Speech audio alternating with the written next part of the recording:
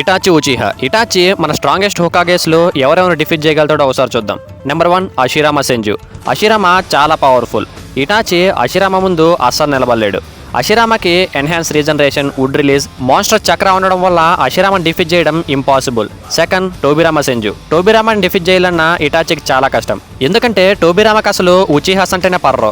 ఉచిహాస్ని అంతం చేయడానికే టోబిరామా చాలా జుట్సుల్స్ని అయితే క్రియేట్ చేశాడు. తన ఫ్లయింగ్ రేజన్, భయంకరమైన వాటర్ టెక్నిక్స్ ముందు ఇటాచి అస్సలు నిలబడలేడు. థర్డ్ హిరుజన్ సరుటోబి. హిరుజన్ 5 నేచర్స్ ని మాస్టర్ చేశాడు. హిరుజన్ ఓడించాలన్నా ఇటాచికి కష్టమే. బట్ హిరుజన్ ఒక్కసారి ఇటాచి గెంజుట్సులు ఇరుక్కుంటే తన పని అయిపోతుంది. Fourth Minato Namikaze. Minato sage mode and ఇన్యూటెన్సీలో ఉన్నప్పుడు చాలా పవర్ఫుల్ గా ఉంటాడు. మినాటో టెలిపోర్టేషన్ అండ్ స్పీడ్ కి ఇటాచి తనను ఓడించలేడు. ఫిఫ్త్ సునాడే సెంజు. తన రీజనరేషన్ ఎబిలిటీ అండ్ తన రా పవర్ తో ఇటాచితో ఫైట్ చేయగలదు.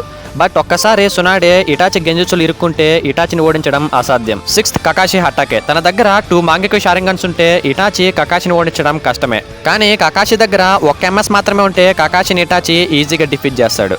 Seventh Naruto Uzumaki. నరూటో ముందు ఇటాచి అస్సలు నిలబడలేడు. తన దగ్గర sage of 6 paths power and తన గాడ్ లైక్ చక్ర, తన డ్యూరబిలిటీకి ఇటాచి తన ముందు అస్సలు నిలబడలేడు.